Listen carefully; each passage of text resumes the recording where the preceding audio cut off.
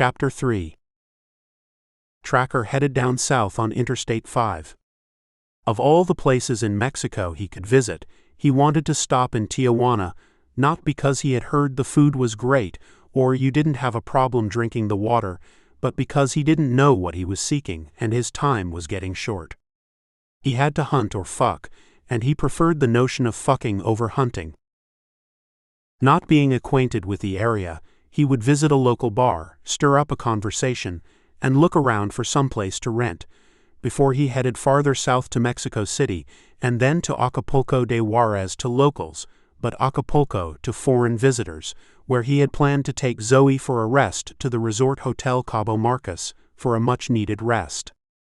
Those plans had gone out the window, but Tracker would keep to his plans of following his passion, and that was to live as much of his life in the presence of men.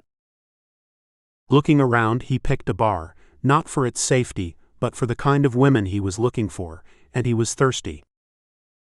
That was how he had met Zoe, in a bar, and why should he not take another chance?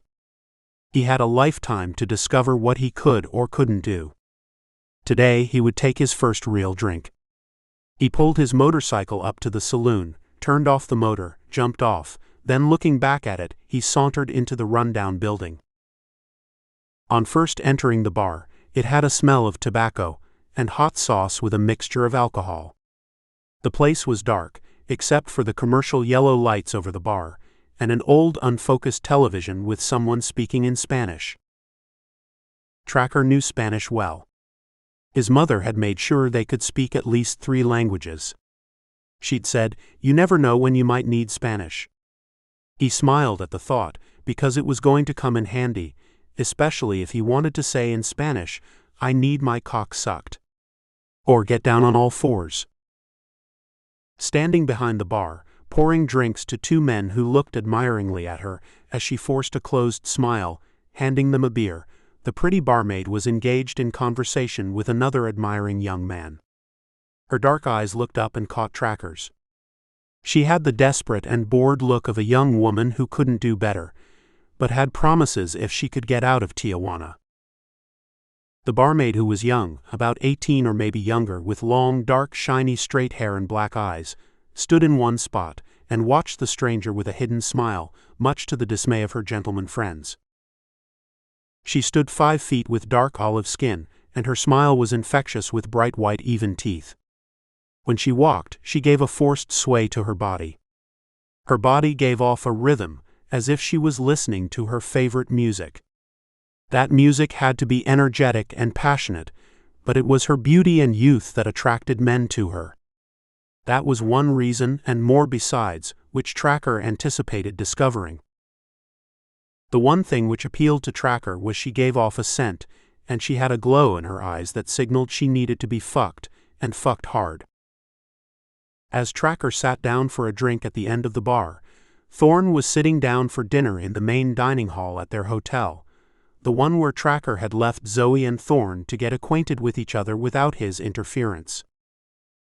Before Zoe and Thorn entered the dining room of the hotel, an older man of 50 with a sour expression, as if life had played a dirty trick on him, stood in front of them. He had dark hair with a bald spot in the center of his head, and he wore a dark suit with a white shirt and a tie. He said to Thorn, "You have to wear a dinner jacket in the dining room." Thorn glanced at Zoe. She shook her head that she understood. She watched a lot of television, and she knew some things about the world of men. This was just one of their pet peeves, and that was to get dressed for dinner, especially in the finer hotels. Thorn remembered on some occasions, like his parents' anniversary, his mother would ask them to dress in jackets for dinner. "I don't have a dinner jacket or a jacket," Thorn said, his forehead furrowed. He took Zoe's arm, turning to leave, but she said, "Maybe he has one he can give you." She gazed up at the head waiter, and he smiled. "We have some in the back." "I'll check," the waiter said, waiting for Thorn to decide. "I don't wear someone else's clothes. This is all just silly." Zoe looked at Thorn, pleading with her large blue eyes. Feeling uncomfortable, Thorn said, "I'll look stupid with a jacket. I won't feel like myself." Can't we just stay in the room and order in? I would prefer that much better. I don't feel comfortable in here anyway. Look at the way the men are looking at you. Zoey didn't see what Thorn saw. She just thought he didn't want to be around people, but Zoey needed to be in the company of people. She had been cooped up in that small town of Claysville all her life and never had been exposed to anything, and now she saw her opportunity to talk with others, and she thought it would be good if Thorn did too. Please, Thorn, Zoey pleaded, her voice soft and innocent, her eyes looking on him as if she would cry. I've never been to a place like this. I want to sit on that purple velvet sofa over there and have dinner. She pointed, and Thorn's eyes followed. If at all possible, he would try to grant Zoey her wish. There was no way Thorn would disappoint Zoey. He wanted to do everything he could to please her, especially since she would do anything he wanted to please him. Thorn glared at the waiter, who stood patiently watching and listening to their conversation, and Thorn said, "Do you have something I can wear to be able to sit in there?" His voice was full of mockery. "Yes, sir. I'll be back in a minute." The waiter turned, as if the suit had been too tight and had been borrowed from his father, his arms being too long for the jacket. Thorn wondered if he would be made to look ridiculous in that jacket in front of Zoey. He didn't care what others thought, only Zoey. Thorn held Zoey with his hand behind her back on her waist and smiled adoringly at her. She was beautiful, even if her hair was cut uneven and short, and some stray strands of hair were sticking up and out of place. She wore a black dress with a V neckline that showed an outline of her pert, full breasts, and he had given her the small gold chain, holding a round emblem around her neck, one his mother had given to him until he could buy her some good jewelry. She had bought the dress at the specialty shop on the grounds of the hotel, as well as a pair of black heels. Thorn had been more than pleased with her, and strutted around like a king with his queen. She wore very little makeup, only lip gloss with a shine, which made her lips all the more inviting to him. She didn't need makeup, because the tan she had from riding on the motorcycle and from lying on the patio and swimming gave her a glow on her face and body. Her cheeks were rosy, and when she added a touch of lipstick to her lips, it brightened up her blue eyes and face. She looked at Thorn with love, and he felt it deep down inside of him.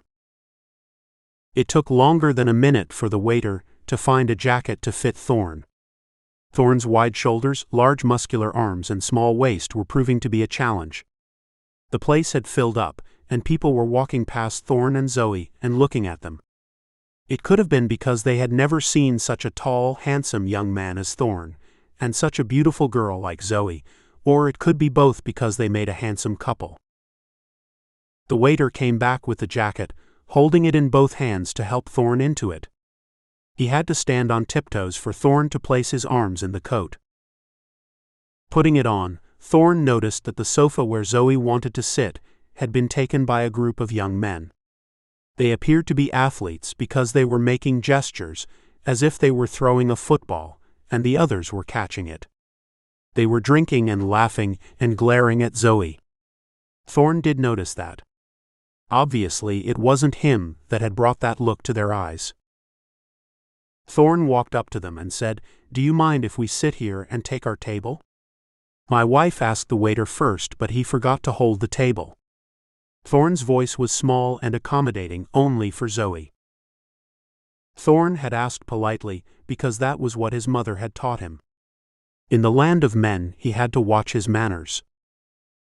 Get lost. We're not going anywhere. We got here first. When you're slow, you blow. And the friends of his sitting around and eyeing Zoey laughed at Thorn, who must have looked like a cartoon of himself, in an oversized jacket, a pair of Docker pants, and a white shirt Zoey purchased downstairs from the men's shop, which specialized in clothes to wear on the golf course. One of the friends, with the dark hair and ill-behaved look, sitting close to the young blonde man who had spoken first, said, "You can't sit here, but she can. As a matter of fact, I have a place right here just for her." He cupped his hand over his cock, and Thorn glanced down to see that he had a hard-on for Zoey. Thorn's eyes deepened to a dark blue, and his breathing grew intense. Zoey grabbed Thorn's arm, and he looked up at Zoey. She had that look again, a pleading look not to do anything. She hadn't seen what he could do, but she knew what Tracker could do. Thorn calmed, and remembered that whatever he did, there could be no others to talk about it. When Thorn looked around and saw the restaurant full, he raised an eyebrow and shot the dark-haired guy a menacing glare, and walked away. "Don't mind them, they're jealous of you. All of them together couldn't make a man like you," Zoey said. But Thorn wasn't a man in that sense, although he tried to be for that one moment in time. "We can go outside." "You like the outside," Zoey said. They sauntered through the glass doors with the gold handles, and walked near the open fireplace where there were tables, and only a few guests sitting and enjoying the star-filled night sky, and the orange flames dancing in the fireplace. Outside it was a cool 60 degrees, so Zoey huddled up next to Thorn, and when he wrapped her in his arms, she didn't feel the cold, but she felt the heated eyes of the dark-haired guy following her every move. "You wanted to sit on that velvet sofa," Thorn said, fuming. She placed her hand on his to quiet him, then one to his face. "It's not important, Thorn," Zoey said, her voice soft and soothing. "I promised you I would get you whatever your heart desired. Now I have to buy you a velvet sofa for our home, the one I will build for you." He smiled and pulled the chair out for her, not letting the waiter have that pleasure.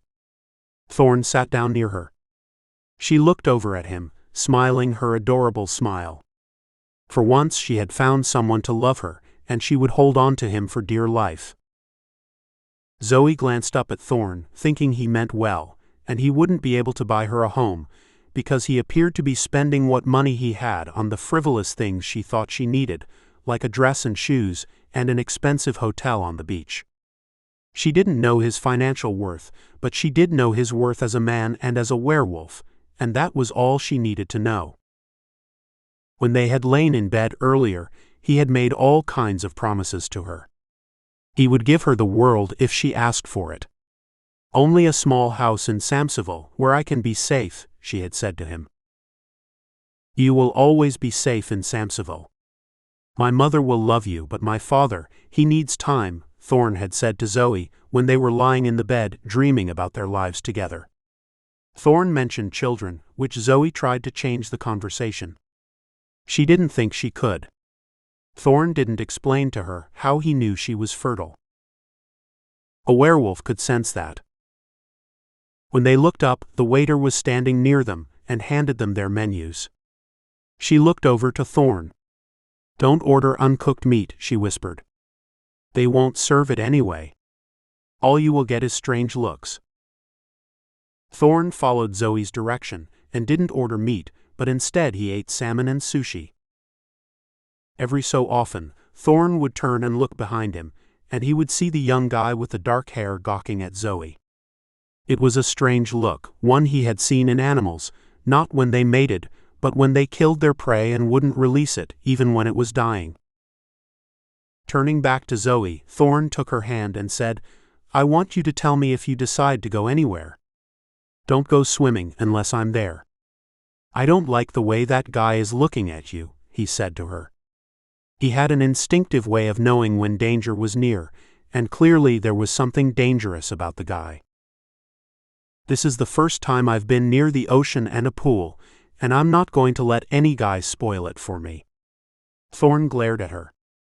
She sucked her teeth, turned, and looked at the man Thorn referred to. With narrow eyes she said, "I promise." Zoey saw what Thorn had seen in the dark-haired man's eyes. She had seen many men's eyes in her few years with Bo, and she could recognize that there was something dangerous and immoral about his eyes. When dinner was over, and Thorn managed to get through the fish, he realized that it wouldn't do. He needed more nourishment. When they walked back to the room, he said, "I have to hunt. I need fresh meat. Stay in here, and lock the doors until I return." "I understand. I'll watch that large flat screen, and eat some chocolates from that expensive little fridge." She kicked off her shoes and opened a bag of chocolate-covered nuts, and popped one in her mouth. She fell across the bed and crossed her legs and said, "How late will you be gone?" "All night. I'll see you when the sun comes up. Keep the doors locked." He leaned down and kissed her, placed his hand between her legs and smelled his finger. "What's that for?" "So I will never forget your scent. That's so I know to hurry back." She stood up, letting Thorn unzip her dress, dropping her clothes and thong. She crawled back into bed and smiled as she lay there naked. He leaned down and kissed her on the lips. She raised her arms and circled them around his neck, then gave him a heated kiss. "Do you have to go?" He looked into her eyes and said, "I don't want to go, but I have to. It's been too long since I had fresh meat." "I understand." She released her hands. "Go. Get back to me soon." She pushed him away. He straightened up. "I have something special for you," Zoey said playfully. An open smile covered her face. He backed away, looking at Zoey lying naked in the bed. He reluctantly turned and walked outside. Remembering there was a wooded area in the front of the hotel, Thorn left by the patio door, then walked down the stairs and took the stone path to the front of the building.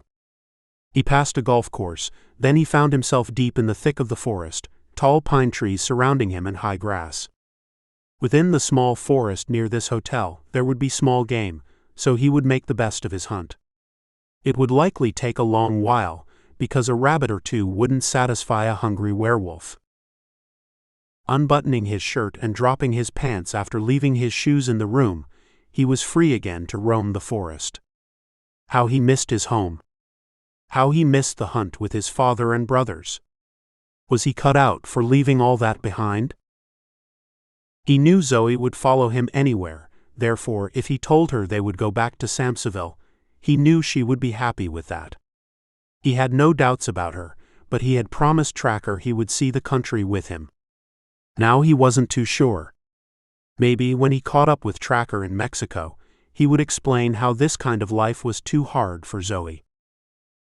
But then it wasn't good to leave a werewolf without his pack, alone in a world of men. That was why they lived and traveled in packs. He had to go along with Tracker, even though he didn't want to, because it was necessary and right, and to leave him would be dangerous. After making his fourth kill, Thorn sat down and ate most of it. Looking at his body, he was full of blood, and the sun was rising in the east. He had to get back quickly, and get to his room before the guests began stirring around.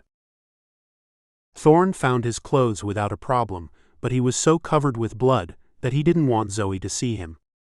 He took a deserted, unused path back, preparing to hide if anyone caught sight of him. He looked around for cameras, but there were none that he noticed. When he saw a workman, he hid behind a bush.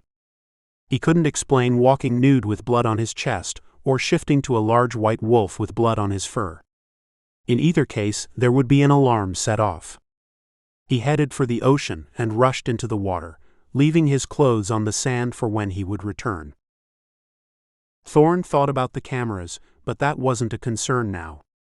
Getting back to Zoey was. Swimming for a few minutes, he felt fresh and clean, and wanted to have sex.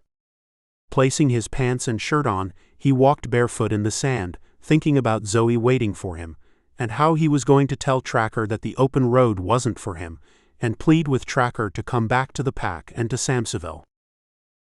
Finally, after much thought while swimming, he made up his mind that Zoey wasn't made to ride on the back of a motorcycle and sleep in the woods. She needed a house to live in. He had promised her that. She needed a town to belong to, and he needed Zoey by his side, and he wanted to have pups with Zoey. He kicked at the sand as his feet dug deep into it. Stopping outside, he tried knocking the sand from between his toes. Looking up at the stairs, he climbed it, reaching the terrace patio quickly. Then he walked through the open glass doors. He wondered if Zoey had fallen asleep the minute he left, and she hadn't locked the door. He felt warm hands on his throat, and several hands restraining his arms. Then he felt a needle puncture his skin near his jugular and his ankle. He tried to fight to shift, his arms flaying, then dropping to his sides like a heavy bag of sand. He tried biting the hands holding him in place, but then he had no strength in his mouth and no power in his jaws. All the strength in his body drained out of him like the air out of a balloon, and he dropped to his knees and fell on the floor, face forward. Thorn didn't remember much after that.